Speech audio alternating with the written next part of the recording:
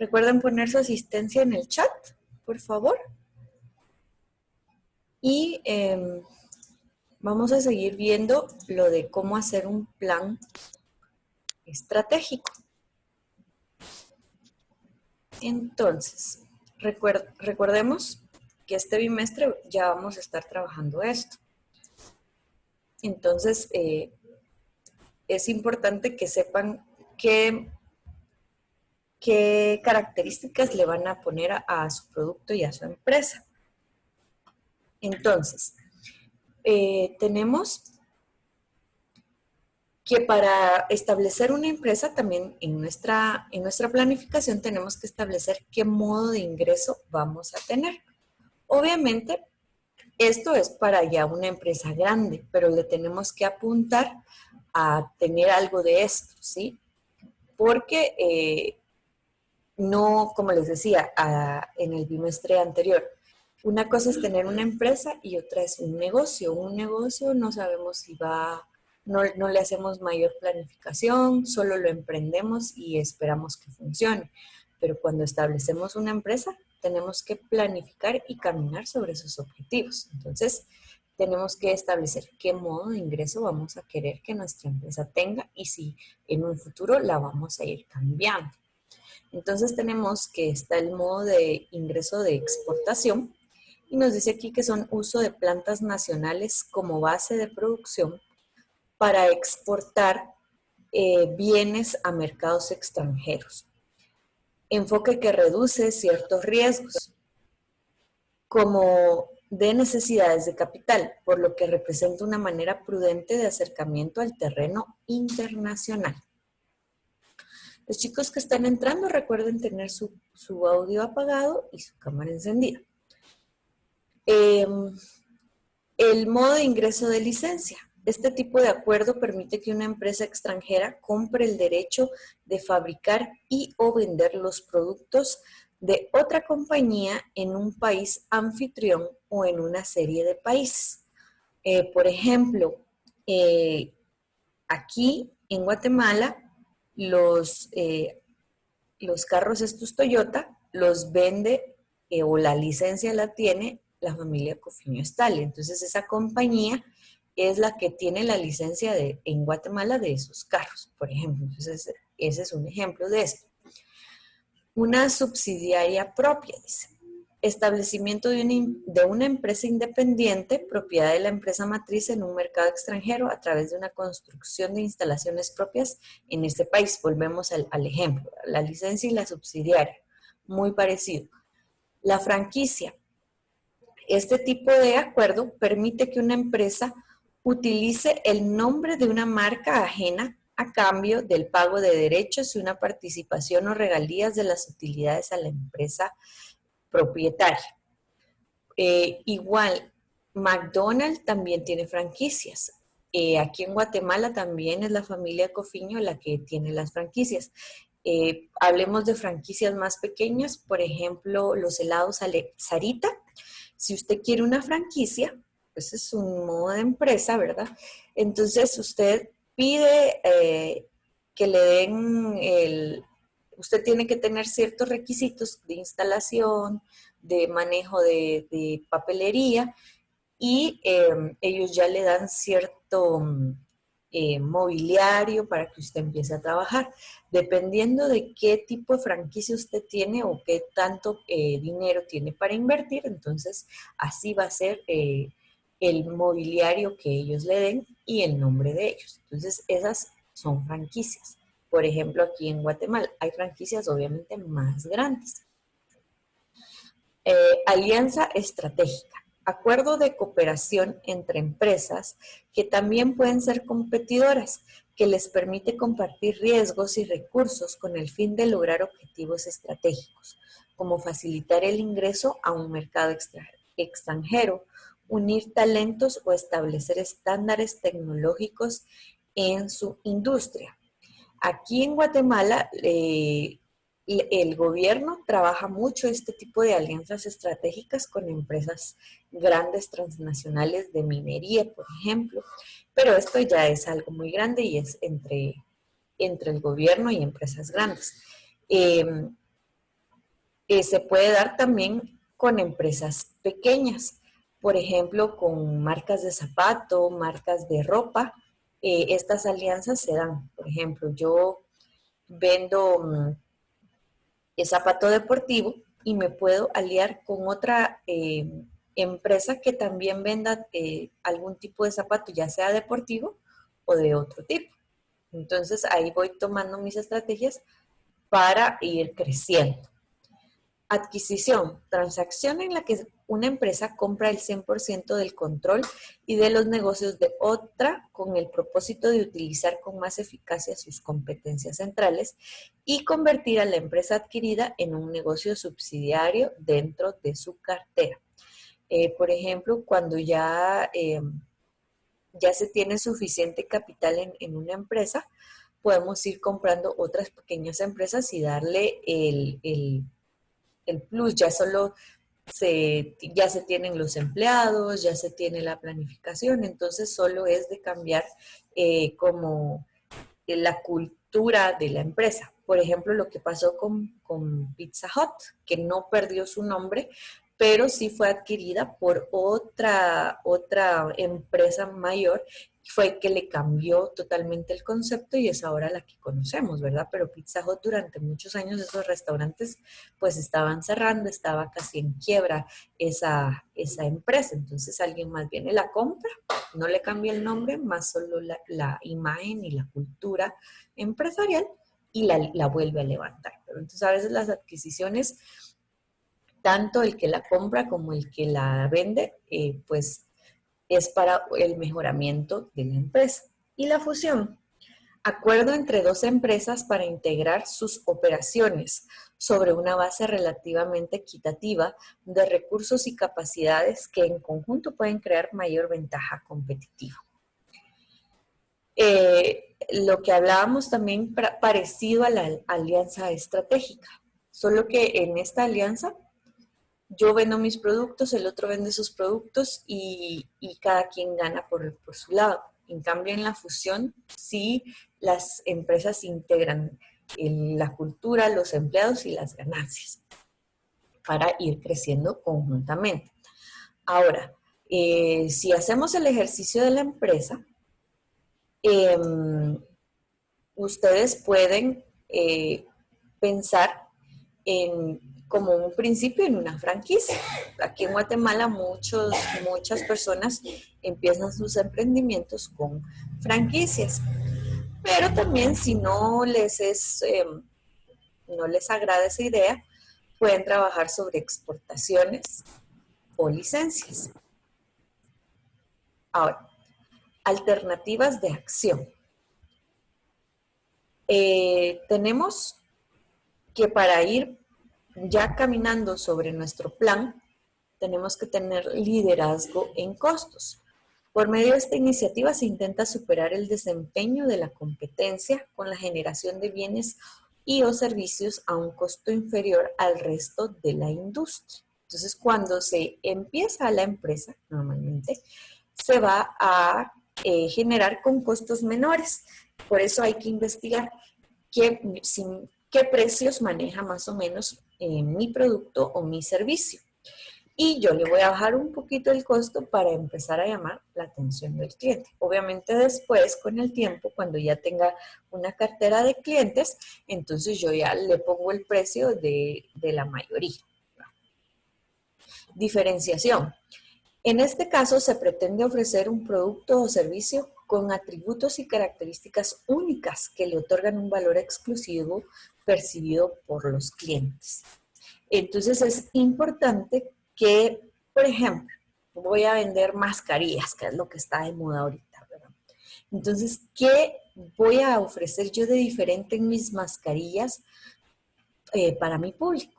Que si van a tener dibujitos, que si la tela va a ser distinta, entonces o si va a ir personalizada y bla, bla, bla, bla, bla, un montón de cosas más que yo le puedo poner a mi producto o a mi servicio. Concentración o enfoque. En este se procura atender un nicho de mercado en particular, definido geográficamente por tipo de cliente o por segmento de la línea de productos o servicios. va de la mano un poquito con la diferenciación. Si yo voy a personalizar si son mascarillas o, por ejemplo, gorras, eh, que les adelanto, si vamos a seguir con el proyecto, vamos a entrevistar a una emprendedora que conozco, que ella durante esta situación tiene un negocio de venta de gorras y de accesorios, pero ella los personaliza. Entonces, el nicho de mercado que yo he notado que ella tiene es mucho de estos, de los que les gusta el anime y todo esto, ¿sí? Le piden mucho de eso. Entonces, su nicho de mercado está siendo particularmente estas personas que son más o menos entre 25 y 35 años. Tienen el suficiente dinero como para comprarse estos accesorios y aún más porque lo piden personalizado. Entonces, se ven muy atraídos a este tipo de producto que ella ofrece. Entonces, el enfoque es muy importante. La diversificación. El objetivo final de la organización es aprovechar las oportunidades de crecimiento que se le presentan en su actual industria. Cuando posee la pericia técnica, recursos, experiencia y capacidades para competir con éxito en otras industrias. La decisión puede realizarse en negocios estrechamente vinculados. Una diversificación relacionada. Por ejemplo, mi empresa va a ser como la Berna, por ejemplo, empezaron vendiendo pan. Luego se diversifica y empiezan a hacer con una diversificación relacionada, que empiezan a hacer pan con diferentes cositas, que frijol, que esto ustedes ya lo conocen. Y luego lo diversifican a vender licuados y así. Entonces va creciendo el producto o el servicio que yo voy ofreciendo. Ahora, dice, o en negocios que no guarden ningún nexo entre sí, diversificación no relacionada. Entonces, por ejemplo, lo que hizo ahora Semaco. Semaco vende cosas para el hogar, empezó como ferretería, luego empezó a vender cosas para el hogar, pero ahora para poder seguir vendiendo durante la pandemia, tuvo que diversificarse a vender comida. Entonces en sus pasillos empezaron a poner comida antes de la pandemia, pues en algunos semacos ya había que vendían café o pastelitos, pero ahora se diversificaron para poder seguir abiertos en algunos lugares. Entonces, dependiendo de las circunstancias, también vamos a ir diversificando la empresa. Ahora, la integración vertical.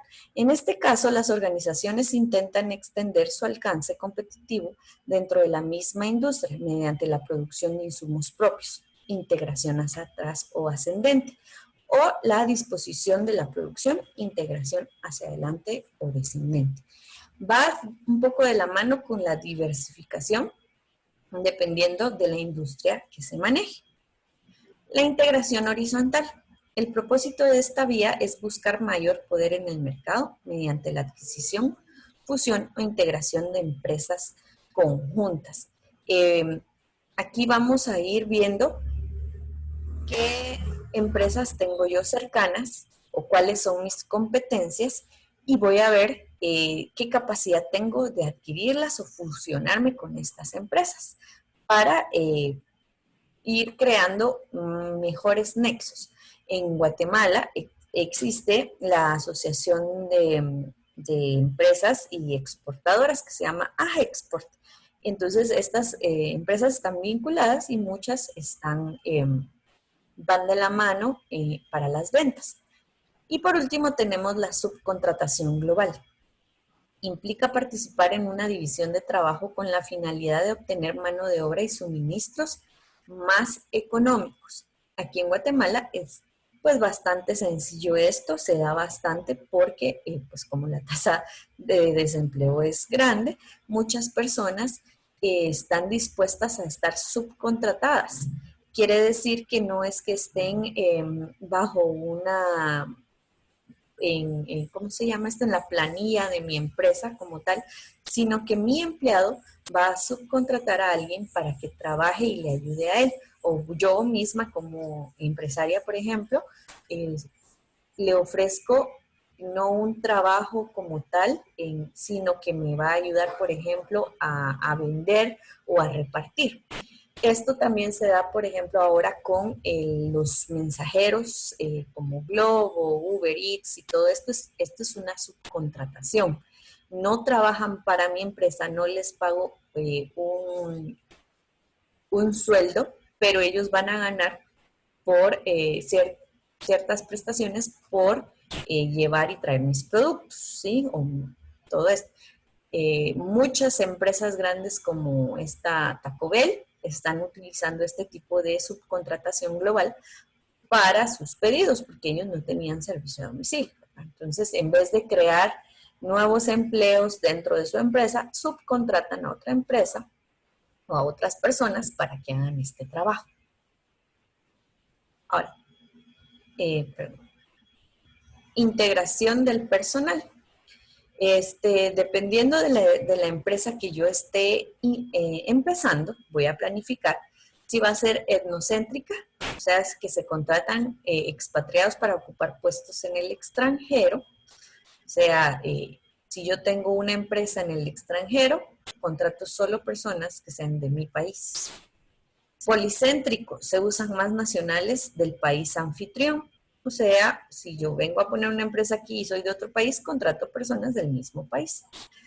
Regiocéntrico, enfoque similar al policéntrico, pero los grupos regionales trabajan como una unidad con mayor grado de libertad. ¿Sí? Los empleados del país tienen más oportunidades que los del policéntrico. Y el geocéntrico tiene mayor enfoque a nivel global, por lo que se emplean personas de cualquier país. ¿Sí? Aquí en Guatemala no se da tanto la diversificación porque no tenemos tanto extranjero. Igual, dependiendo del servicio que dé, pues yo voy a necesitar o no personas extranjeras. La mayoría de personas van a ser nacionales. Esto se da más o este tipo de planificación se piensa más en países en donde hay mucha diversificación, como Estados Unidos, Canadá y Europa, por ejemplo. Ahora, como estrategias para la empresa, tenemos las estrategias independientes y las cooperativas. La primera tenemos la estrategia ofensiva competitiva. Esta es la explotación de una capacidad distintiva o mejoramiento de la eficacia interna para lograr una ventaja competitiva. Entonces, se requiere que los mandos medios estén muy al pendiente de los obreros o de las personas encargadas, ¿verdad? Si vamos a tener pues diferentes departamentos, los gerentes están detrás de los trabajadores para que haya un trabajo eficiente. Estas empresas normalmente logran crecer, pero no tienen a veces mucha estabilidad laboral porque las personas no aguantan a veces tanto estrés, ¿verdad? Pero funciona. Está la estrategia de pacificación competitiva, acción independiente para mejorar la relación con los competidores. Entonces, esto se relaciona mucho a la estrategia y a las buenas relaciones con las empresas competidoras y entre los trabajadores de la empresa. La estrategia de relaciones públicas, creación y mantenimiento de una imagen favorable en la mente de quienes operan en el ambiente.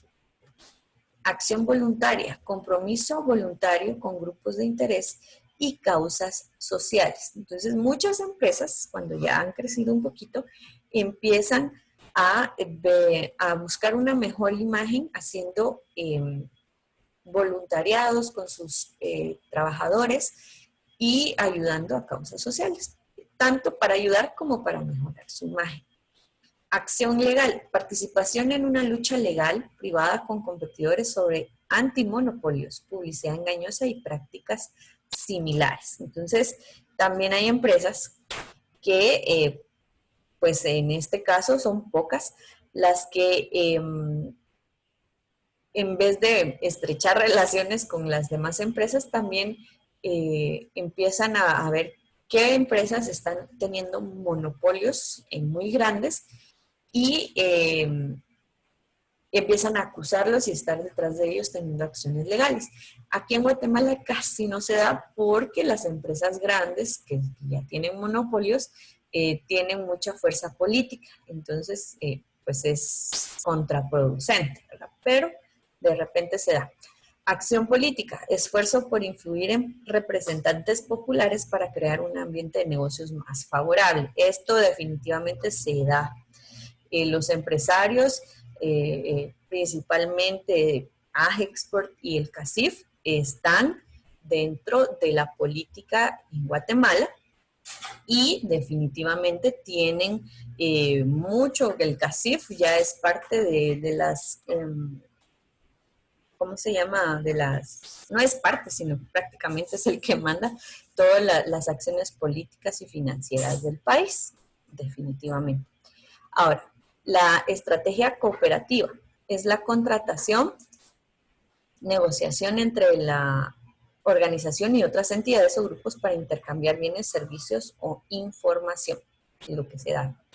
La cooptación es la absorción de nuevos elementos en la estructura de liderazgo para prevenir cualquier amenaza a la estabilidad o existencia de la organización, que es ir haciendo muchas alianzas y muchas fusiones para seguir siendo líder. Coalición, unión temporal de dos o más organizaciones para resolver problemas de manera conjunta. Aquí en Guatemala casi no se dan coaliciones, es muy raro, y si se dan coaliciones es más que todo entre empresas privadas y el gobierno para ir apaleando ciertas necesidades, pero entre empresas privadas para eso está AGEXPORT, que ellos son los que generan las coaliciones. Y eso sería todo lo que teníamos que ver por el día de hoy. Todos pusieron ya su nombre en el chat.